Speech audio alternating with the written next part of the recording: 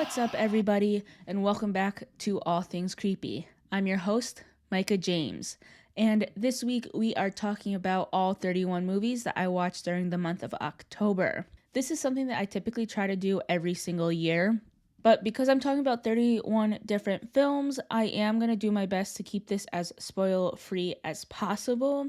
And on top of that, I will try to also keep it short and sweet enough to the point where we're not here for like 3 or 4 hours. Most of these movies that I watched, I either haven't seen at all and it's the first year that I've seen them, or it's been so many years since I've seen these movies that it almost feels like I'm watching it for the first time again. Although there are definitely some where I do kind of feel like I have to watch them every single year or else it doesn't really feel like it's truly Halloween. So now, with all that rambling being said and done, like I said, we have 31 movies to cover, so let's dive in. Starting off strong on October 1st, I kicked the season off with Scream. This is such a slashic. If you're a fan of the slasher subgenre of horror, this is an absolute must watch if you haven't seen it yet. That being said, like I said, it is a slasher flick, so there will be blood, so just be wary of that if it's something that you are sensitive to. In case you need me to sweeten the pot just a little more for you to watch this movie if you haven't already, Matthew Lillard is in it, so if that doesn't sweeten the pot for you, I don't know what will. On October 2nd, I ended up watching Hell House LLC. This one has been on my radar for a little bit, and I'm a little bit upset that it took me this long to finally watch it. This is a found footage movie, and I know found footage films tend to be hit or miss, but don't let that turn you away from it. I just feel like a very good found footage movie is hard to find, and this one was a really good find. I really don't want to spoil anything for you, so I don't want to say too much more, but definitely go watch it. On October 3rd, I kind of did a double feature and watched the live action Scooby Doo and Scooby Doo 2. Yeah, this box set isn't technically horror, but they fight ghosts and monsters, so I'm counting it. There's not a whole lot that I can say about these besides go and watch them. Both of them, I think they're just, if you're a fan of Scooby Doo and you haven't seen the live action ones from the early 2000s, you really are missing out. On October 4th, I watched Hell House LLC 2, The Abaddon Hotel. It's not as great as the original, however, I do feel like it's one of the better sequels that I have seen in recent years. It provides you with enough answers for the questions from the previous movie without being super overbearing with everything. It's definitely a really good sequel, in my opinion. October 5th was a Siren Song. This is roughly 25 minutes and it's a fan film for Resident Evil. However, don't let the fact that it's a fan made film stop you from watching it. You can really tell that they put a lot of time, effort, and care into it. And just for that, it's definitely worth a watch if you're a fan of Resident Evil. You could even argue that it's a hell of a lot better than most Resident Evil films despite not having that same Hollywood budget. The only bad thing I noticed was the fact that the audio was slightly too quiet, but it's honestly nothing that captions won't be able to fix.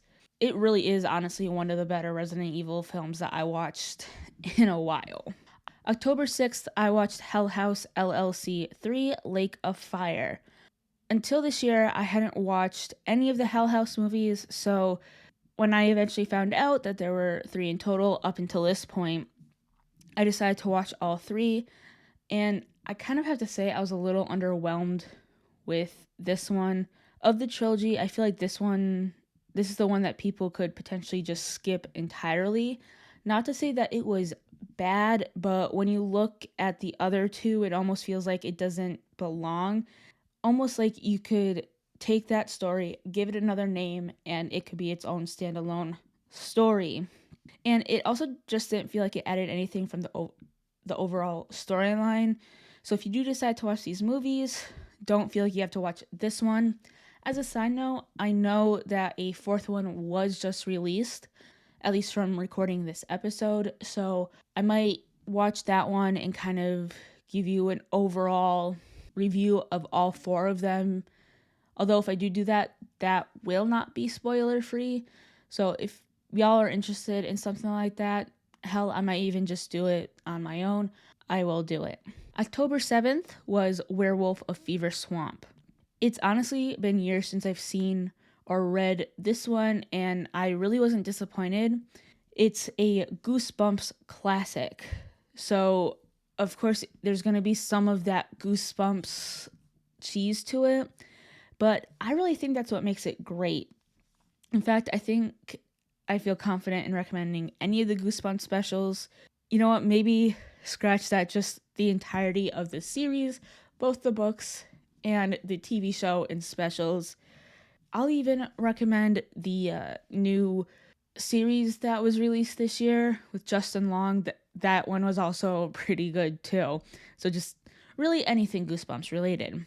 October 8th was Scary Stories to Tell in the Dark. This movie holds a special place in my heart for two reasons. The first being that these were the first horror books I remember adding to my book collection, and I cannot stress enough how much I love them, to the point where I am now on my third new book of Scary Stories to Tell in the Dark because I just remembered reading these books so much. The other is the fact that I ended up watching this in theaters maybe a month before we went into lockdown, and by extension, the last one I had seen in theaters for about 2 to 3 years. I had to say that if you are or were a fan of the series as a child, you should watch the movie. And to top it all off, the monsters from the stories that they used are true to the drawings from the book. October 9th, I watched the Poughkeepsie Tapes.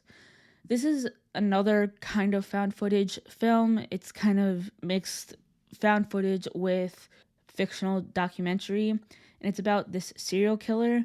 I will warn you that this is one of the scariest movies that I have personally seen. It is disturbing as it could really happen in real life, and it will potentially give you nightmares. If you do choose to watch this, I highly recommend you watch it with others.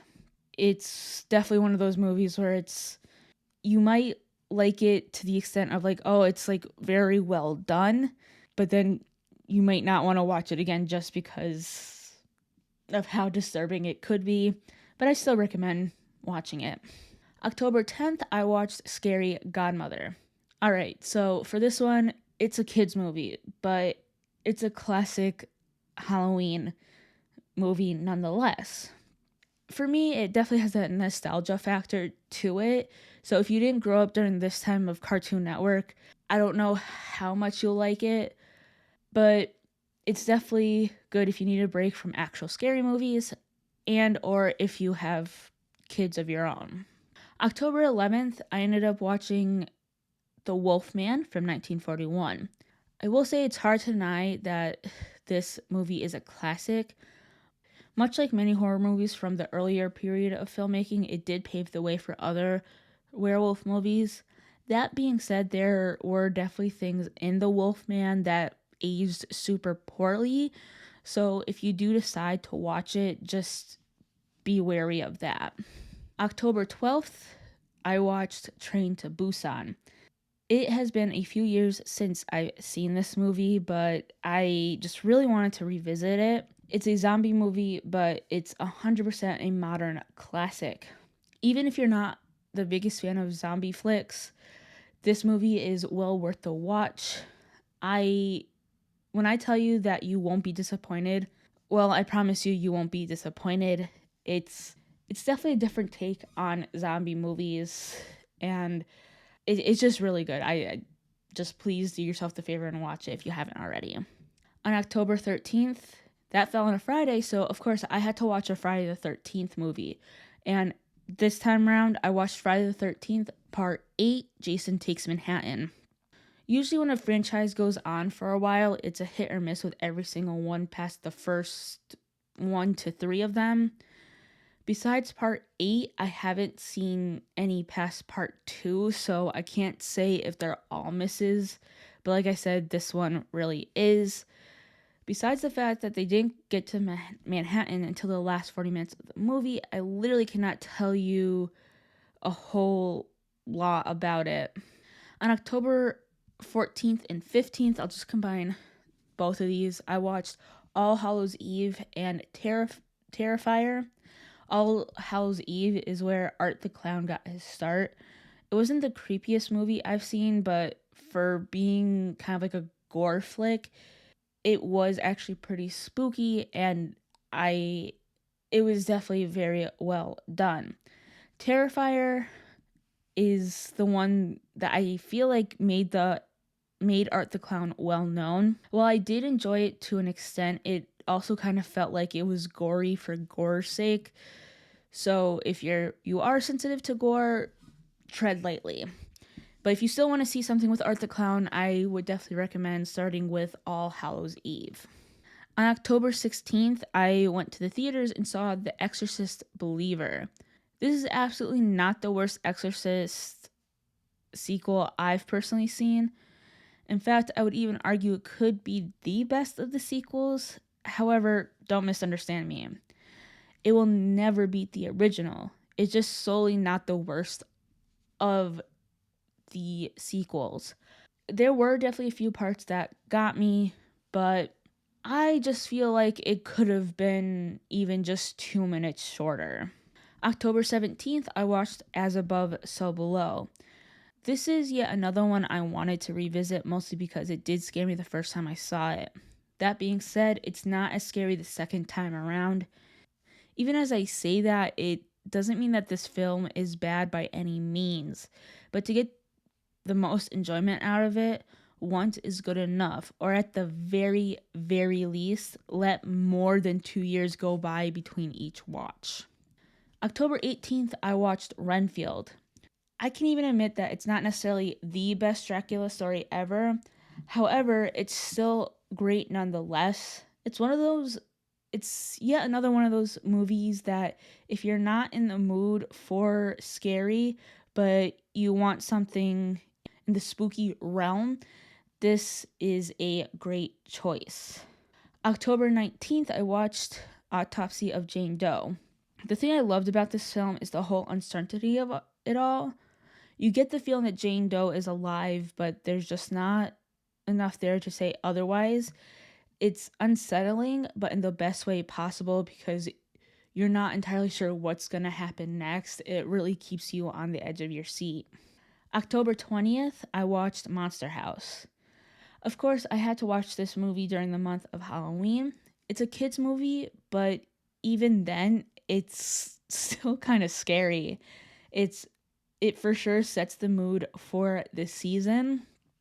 Again, it's another one that I can confidently say that it's a classic. October 21st, I watched The Boogeyman. I will say that this is probably one of the scariest Stephen King adaptations I've ever seen. Something about a monster living in your closet and possibly under your bed just terrifies me. And even the ending sent shivers down my spine. It's definitely something else, and I really, really cannot recommend it enough if you're looking for something that will actually scare you. October 22nd, I watched Shipworm. This movie is a little different. It's not a traditional movie in any sense. It's closer to those old-timey radio dramas that your grandparents would listen to, but with 21st century audio equipment and editing. It's actually done really well, and the best part to me, anyways, was the ability to picture what the characters looked like instead of having casting directors choosing them for me. And you can really listen to it anywhere you can get podcasts. So I definitely highly recommend this. And I won't lie, I wouldn't mind seeing it as like a traditional movie, but then I don't want the picture I have of the characters tainted. But it's definitely worth a listen for sure. October 23rd, I ended up watching The Addams Family from 1991. This is yet another one that isn't necessarily scary in the traditional sense, but it's still a great film, a classic even. If you haven't seen the movie, you have to do yourself a favor and watch it. I promise you that you won't regret it. It's just great. October 24th, I watched Scream 2. It's definitely cornier than the first one, for sure, but it's still a fun watch, and I definitely highly recommend it, especially if you liked the first one. This is like another one where I am considering doing a whole entire episode on the Scream franchise, Screams 1 through 7, 6, however many there are right now. But again, much like the Hell House episode that I may or may not do, I cannot guarantee that's going to be spoiler free. October 25th, The Disappearance of Willie Bingham. This is a short film about a man who murdered a woman. Instead of a quote-unquote typical punishment like life in prison or a death sentence, Willie is given a completely new one, amputation. Basically, the family gets to decide how much is amputated from Willie, and from there, who knows what happens. I did like this, but I would be interested in seeing this being turned into a longer film. It was initially 12-ish minutes, so even if they ended up adding only 15 minutes, I would be happy. I think it would be interesting to delve at least a little bit into the anxiety Willie must have felt, or even the numbness that seemed to come near the end. But overall, it was such a great concept and very well executed, despite only being 12 minutes long. October 26th, The Midnight Man.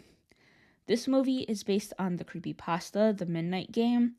It wasn't the worst creepypasta movie I've ever seen, but it also wasn't a great film either.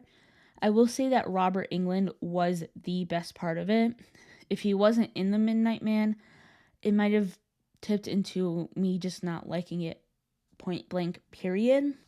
But again, that doesn't mean it's necessarily bad, but again, it just, if you didn't grow up in the era, like the height of creepypasta, you might not like it at all. Hell, who knows? It just isn't the worst creepypasta movie out there. I'll say that. October 27th, Urban Legends. This is a movie about how urban legends seem to be really happening. Yet again, Robert Englund was the best part of the movie. I don't want to say that it was bad, but at the same time, it wasn't great either. So if it wasn't for Mr. Englund, I don't know if I would have made it through. This movie was also clearly coming off the heels of Scream, so it felt like Urban Legends was trying to be that without being that. October 28th, I watched Idle Hands. So this one is definitely a horror comedy rather than being a straight horror. It was filmed and released in the late 90s, and you can definitely tell. Because of that, it definitely has that nostalgic feel to it. So if you did not grow up in the 90s or early 2000s, you might not like it as much as someone who did, like myself. Although, if you think you can look past that, the story itself is actually not the worst I've ever seen. And I will say that the effects are pretty good given the type of movie it is. October 29th, I watched Trick or Treat. It's been a few years since I've initially watched this, and when I say a few years, it's been like 5 or 6. And I'm so happy that I watched it again. It's another classic in its own right. Sam, the trick-or-treating demon, is an icon and deserves the attention. It is so worth the watch, whether it's spooky time or not. On October 30th, I ended up watching The Collector. The thing that got me about this movie was the fact that it was more realistic compared to other disturbing movies. For example, Human Centipede was gross and disturbing seemingly for the sake of it, and Tusk was just outlandish and campy. The Collector, on the other hand, I can almost see happening when compared to those two. And that's kind of what chilled me the most about it. But because it's like on one of those, but because The Collector could be found on one of those disturbing movie icebergs or even lists, you kind of have to bear that in mind if you decide to watch this one if you haven't already. And finally, on Halloween, October 31st, I ended up watching the OG Halloween starring Jamie Lee Curtis. Of course, I had to watch this on the day because why wouldn't I? And I have to say that Jamie Lee Curtis truly paved the path for the present day Scream Queens. She walked so they could all run. Even if you don't watch it on October 31st, you're not doing yourself any favors if you don't watch it. So honestly, it really is a must watch. I will say though, the thing I like about the OG Halloween is that like it kind of gives you more of the aftermath of what happened with Michael, and then Rob, and like that's what I like about that one, like the OG, and then Rob Zombies I like because you get a little more of the backstory of Michael. So I guess what I'm saying is moral of this of October 31st is both Halloween, the original, and then Rob Zombies Halloween one, both are great watches. So yeah, and then so without those are all 31 movies that I watched last month. If you want me to do a deep dive on any of these, or if there's like, I know some of the movies that I watched in October were part of franchises. I already mentioned that I might be doing episodes on Hell House LLC as well as Scream. But if there are any other franchises you want me to do a deep dive on, or even just movies in general you want me to take a deep dive on, let me know. Hit me up on social media. It'll all be in the show notes. Same with any future topic ideas. Let me know.